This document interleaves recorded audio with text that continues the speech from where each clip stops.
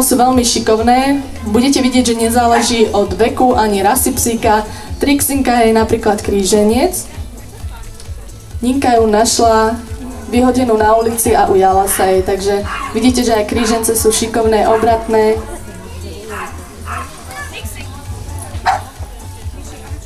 Trixinka cúva, otočí sa.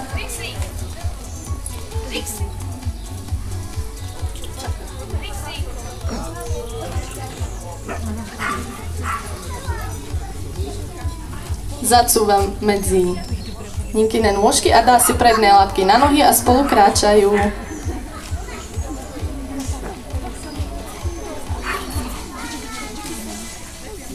Trixinka urobí slalom pomedzi nohy.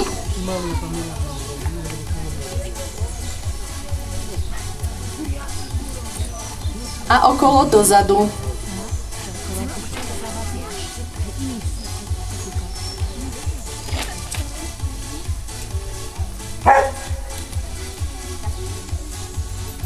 A Trixinka vie aj pekne sa skryť pod ruku.